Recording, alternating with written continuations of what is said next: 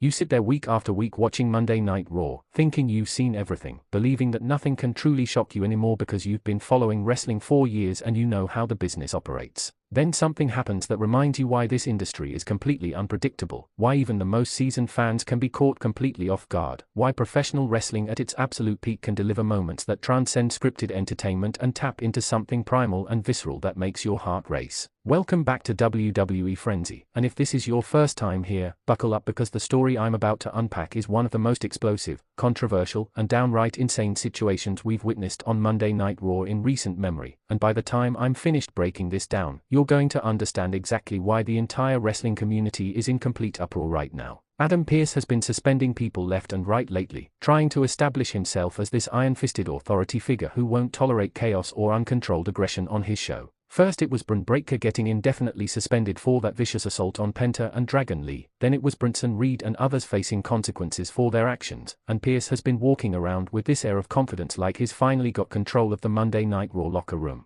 He's been cutting these promos about accountability and professional conduct, acting like he's some kind of savior bringing order to chaos, and honestly a lot of fans were starting to buy into it. There was this sense that maybe WWE was finally going to have an authority figure who actually commands respect and can maintain discipline without being a cartoonish villain. But here's the thing about trying to control monsters, about attempting to cage beasts who have spent their entire careers doing whatever they want without consequences. Eventually, one of them is going to remind you exactly why they are called beasts in the first place. Brock Lesnar showed up on Raw this week, and from the moment his music hit, you could feel the energy in the arena shift to something dangerous. The crowd was losing their minds because nobody expected to see the beast incarnate, nobody knew he was going to be there, and that element of surprise added this electric unpredictability to everything that followed. Lesnar came down to the ring with that characteristic intensity, that predatory movement that makes him look less like an athlete and more like something primal that escaped from captivity. He grabbed a microphone, and if you thought he was going to talk about wanting a championship opportunity or call out a specific competitor, you were completely wrong. Instead, Lesnar started talking about Adam Pearce, about how Pearce has been running around acting like he has authority over everyone, suspending people, making decisions, playing general manager like it actually means something. The disrespect dripping from Lesnar's words was palpable as he mocked the very idea that Adam Pearce could tell him what to do, could enforce rules on him, could treat him like just another wrestler on the roster. Lesnar reminded everyone watching that he's a former UFC heavyweight champion, a multiple-time WWE champion, a main eventer at countless WrestleManias, a legitimate attraction who transcends normal wrestling boundaries. He said that Pearce suspending guys like Bron Breakker was cute, that playing tough guy with mid-card talents might work, but trying to apply those same standards to Brock Lesnar would be the biggest mistake of Pearce's career.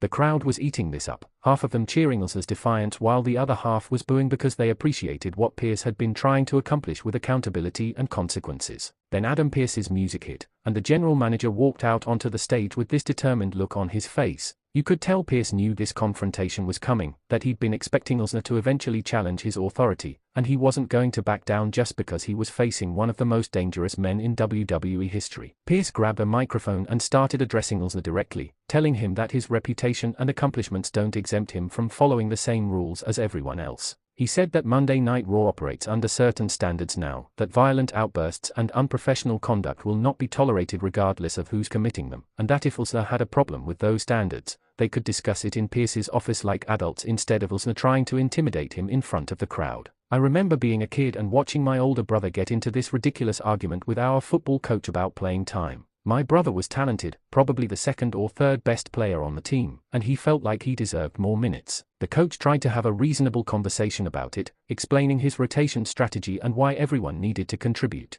But my brother kept pushing, kept challenging, kept disrespecting the coach in front of the whole team. Finally, the coach had enough and told my brother that if he wanted special treatment, he could find another team to play for. My brother, stubborn and proud, refused to apologize or back down, and the coach benched him for the next 3 games. It destroyed my brother's season, hurt his chances for college recruitment, all because he couldn't just accept authority and work within the system. Watching Adam Pearce and Brock Lesnar face off reminded me of that moment, 2 strong-willed individuals on a collision course where neither one is willing to yield an inch. Lesnar didn't appreciate Pearce's response. You could see it in his facial expression, the way his jaw clenched, how his entire body language shifted from mocking amusement to genuine aggression. He told Pearce that he didn't need to go to anyone's office, that he was delivering his message right here in front of everyone. And then Lesnar said something that sent shockwaves through the arena. He told Pearce that the suspension of Bron Breakker was a joke, that Breakker was suspended for doing exactly what WWE fans pay to see, for bringing intensity and physicality to a product that's become too soft and sanitized.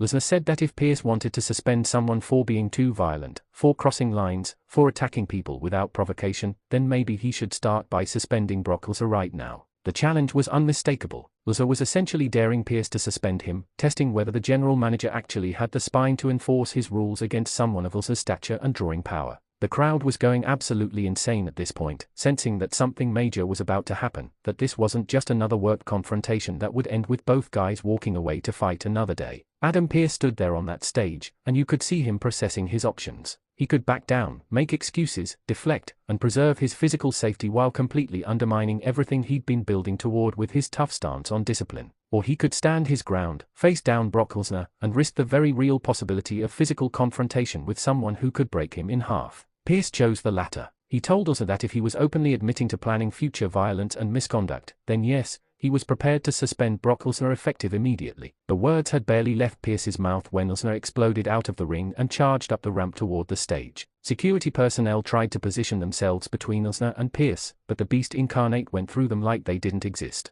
We're talking about guys getting tossed aside, knocked down, completely overwhelmed by Lesnar's combination of speed, power, and unbridled aggression. Within seconds, Lesnar had reached Adam Pearce, and what happened next was difficult to watch even for people who've seen decades of wrestling violence. Lesnar grabbed Pearce by the collar and just started manhandling him, throwing him around the stage area like a toy. Pearce tried to defend himself, throwing some punches that had zero effect on Lesnar, attempting to create distance or find some kind of weapon to equalize the situation. But there was no equalizing this encounter. Brock Lesnar is a legitimate combat sports athlete who's competed at the highest levels of both professional wrestling and mixed martial arts. Adam Pearce, while he was a wrestler earlier in his career, is not someone who's going to stand toe-to-toe with Lesnar in any kind of physical altercation. The beating was systematic and brutal, with Lesnar hitting German suplexes on the stage, F5ing Pearce onto the metal grating, just completely destroying the general manager while the crowd watched in stunned silence mixed with horrified cheers. Referees, road agents, producers, everyone backstage came flooding out trying to stop Lesnar, and he fought them all off. This wasn't a quick attack and escape situation.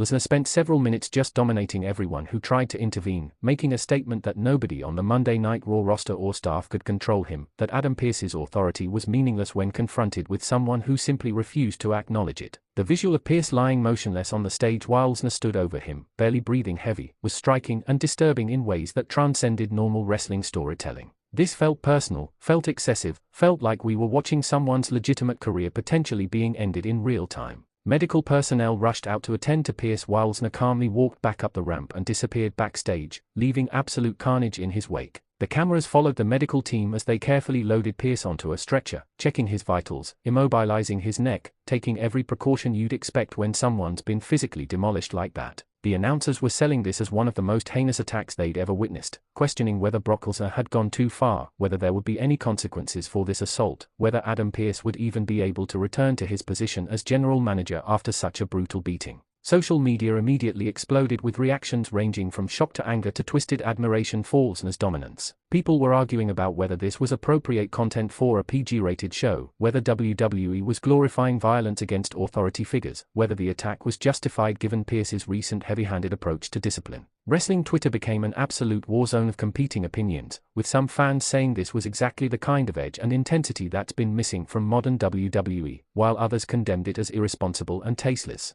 The discourse was passionate, heated, and absolutely everywhere you looked online. Here's where things get even more complicated and interesting from a storytelling perspective. The entire reason this confrontation happened, the catalyst for Brock Lesnar's rage and subsequent attack, was Adam Pearce's decision to suspend Bron Breakker for violent conduct. Lesnar explicitly referenced that suspension, used it as justification for challenging Pearce's authority, framed his entire argument around the idea that Pearce is punishing wrestlers for doing what they are supposed to do. So now WWE has created this fascinating dynamic where you've got Bron Breakker suspended for assaulting Penta and Dragon Lee, and Brock Lesnar who just committed an even more egregious assault on the general manager himself. The question burning in everyone's mind is how WWE is going to address this, what consequences if any will Lesnar face, and whether the company is going to maintain any consistency in how they handle these situations. The cynical part of me, the part that's watched wrestling long enough to see patterns and recognize when companies paint themselves into corners, wonders if WWE really thought through the implications of this angle. If Adam Pearce was establishing that violent attacks result in suspensions, and Brock Lesnar just committed perhaps the most violent attack we've seen in months,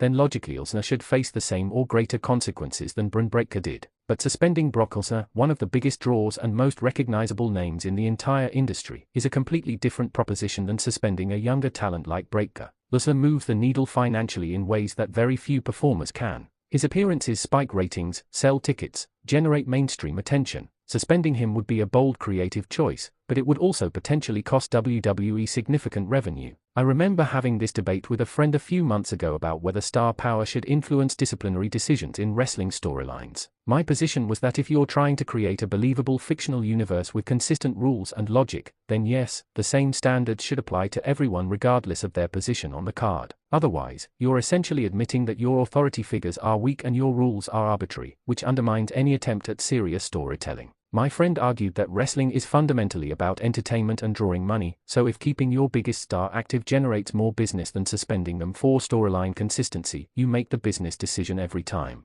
Both perspectives have merit, and I suspect we're about to find out which philosophy WWE subscribes to based on how they handle Brock Lesnar in the aftermath of this attack. There's also the layer of how this affects Bron Breakker's situation specifically. Breakker has been sitting at home under suspension, unable to compete, unable to earn, probably going stir-crazy watching Raw every week while his career momentum completely stalls. He attacked 2 people and got suspended indefinitely. Brock Lesnar attacked the general manager of the entire show in an even more violent and prolonged assault. If Lesnar doesn't face similar or worse consequences, what message does that send to Breakker and every other wrestler on the roster? It tells them that the rules are different depending on how valuable you are to the company, that some people are protected and privileged while others are expendable. That's a recipe for resentment, backstage morale problems, and the complete destruction of any authority Adam Pearce theoretically had. Assuming Pearce can even continue in his role after this beating, which is genuinely questionable given how brutally he was attacked. The man was suplexed on a steel stage multiple times, hit with an F5, and visibly injured to the point of needing medical attention and stretchering out. WWE could use this as an opportunity to write Pearce off television temporarily, maybe bring in an interim general manager who has to deal with the Brock Lesnar situation, create a whole power vacuum storyline around who's running Raw in Pearce's absence. Or they could have Pearce return next week, battered and bruised but defiant, ready to hand down the harshest punishment imaginable for Lesnar's actions. Either direction has potential, but both require commitment and follow-through that WWE hasn't always demonstrated in recent years. The fan reactions I've been monitoring across various platforms show just how divided people are about this entire situation. You've got Team Lesnar fans who think the attack was baited, that Pearce got what he deserved for trying to restrict and control talents, that this is the kind of unpredictable chaos that makes wrestling exciting. Then you've got Team Pearce supporters who are disgusted by the attack, believe it undermines the authority structure WWE has been trying to build, and see this as glorifying violence against someone who was just trying to do their job. And then there's a third group, maybe the largest group, who are just confused about what WWE is trying to accomplish with these angles, whether there's a coherent plan or if creative is just throwing stuff at the wall week to week without considering long-term implications. From a pure wrestling analysis perspective, the attack itself was executed brilliantly from a performance standpoint. Brock Lesnar has this incredible ability to make his offense look genuinely devastating, to create the illusion of real harm being inflicted. The suplexes, the throws, the aggression in his body language, all of it contributed to selling this as something beyond a normal wrestling angle. Adam Pearce deserves credit too for his selling, for making the beating look and feel catastrophic, for putting his body on the line in a segment that could have easily resulted in actual injury. The production team captured it perfectly, the camera angles highlighting the brutality, the crowd reactions amplifying the chaos, the commentary adding urgency and concern. As a piece of wrestling television, it was highly effective and memorable. The question is whether being effective television is enough, or whether storylines need to have satisfying conclusions and logical consistency to truly resonate long-term. We've seen WWE create incredible moments before that led nowhere, that got dropped or forgotten or resolved in disappointing ways. This Brock Lesnar attack on Adam Pearce could be the catalyst for an amazing storyline that elevates everyone involved and creates compelling television for months. Or it could be a shocking moment that gets walked back next week with minimal consequences, teaching fans that nothing really matters and authority is just a suggestion. The difference between those two outcomes will determine whether people look back on this as a classic angle or a frustrating waste of potential. There's something deeply fascinating about the timing of all this in relation to Bron Breakker's suspension.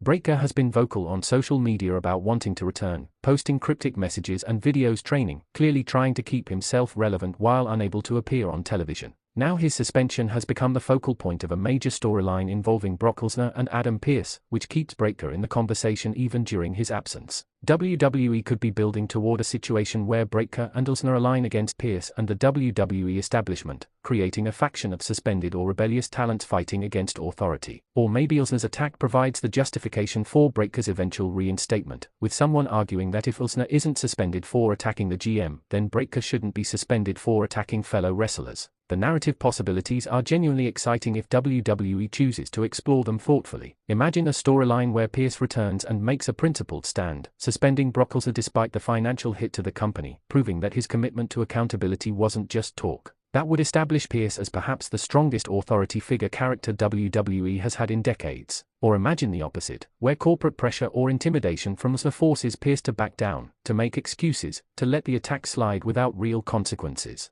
That would create a different but equally compelling story about the limits of institutional authority when confronted with individuals who are simply more powerful and valuable than the rules designed to constrain them. My personal investment in seeing this play out correctly is high because I genuinely believe WWE is sitting on something special here if they don't fumble it. The intersection of Bron Breakker's suspension, Adam Pearce's authority, and Brock Lesnar's Rebel Lion creates a perfect storm of conflicting interests and moral questions. Who's right in this situation? Is Pearce a necessary force for order or an overzealous tyrant stifling the intensity that makes wrestling great? Is Lesnar a dangerous loose cannon who needs to be controlled or a force of nature that can't and shouldn't be constrained by conventional rules? Is Breakker a victim of inconsistent standards or someone who got exactly what he deserved? These aren't simple questions with obvious answers, and that complexity is what makes for engaging storytelling. I need you to hit that subscribe button right now if you haven't already, because the developments in this storyline are going to unfold rapidly and you cannot afford to miss a single update. We're going to be covering every Raw episode, every backstage report, every social media tease related to this situation. Smash that like button to tell YouTube's algorithm that people care about this content and want to see more of it. And absolutely leave a comment sharing your perspective on what happened. Do you think Brock Lesnar was justified in attacking Adam Pearce? Should Lesnar be suspended for his actions? Does this make you more or less interested in Bron Breakker's eventual return? Your thoughts contribute to the broader conversation and help shape what content we create next. The wrestling business has always thrived on moments that generate genuine emotional responses from fans, and Brock Lesnar destroying Adam Pearce certainly accomplished that goal. People are talking, debating, sharing clips, creating memes, doing all the things that indicate an audience is engaged and invested. But maintaining that engagement requires follow-through, requires WWE to actually build on this foundation rather than treating it as a one-off shock moment. The next few weeks of Monday Night Raw are absolutely crucial for determining whether this becomes a legendary angle or a disappointing missed opportunity. There's also an element of unpredictability that makes this situation compelling. Brock Lesnar operates on his own schedule and terms in ways that very few WWE performers do. His part-time status, his contractual flexibility, his legitimate combat sports background all contribute to an aura of someone who exists slightly outside the normal WWE system. That makes him the perfect character to challenge authority, to resist constraints, to create chaos that can't be easily resolved. When John Cena or Roman Reigns or other full-time stars defy authority, there's always the sense that it's a work, a scripted rebel lion with predetermined outcomes. With Lesnar, there's just enough ambiguity about where the performance ends and reality begins to make everything feel more dangerous and authentic. The visual of Adam Pearce being stretched out is going to haunt WWE programming for weeks. They'll replay it in video packages, reference it in promos, use it as justification for whatever happens next. That image of a battered authority figure being carried away after confronting a talent is powerful symbolism for broader themes about power, consequences, and the limits of institutional authority. In some ways, Pearce represents the corporate, rule-based structure of modern WWE, while Lesnar represents the raw, uncontrollable force of pure athletic violence. Their conflict is about more than just one suspension or one attack. It's about fundamentally different philosophies of how wrestling should operate. Thank you for watching WWE Frenzy, for being part of this incredible community that loves wrestling enough to engage deeply with these storylines and characters. Make sure you're subscribed because we're just getting started covering this explosive situation. Turn on notifications so you know immediately when new content drops. Share this video with other wrestling fans who need to understand what's happening on Monday Night Raw right now. Keep the conversation going in the comments, on social media, wherever wrestling fans gather to discuss the product. And most importantly, keep watching, because if WWE handles this correctly, we're witnessing the beginning of something that people will be talking about for years to come. I'll see you in the next video, where we continue breaking down every development, analyzing every decision, and giving you the most comprehensive WWE coverage anywhere on YouTube.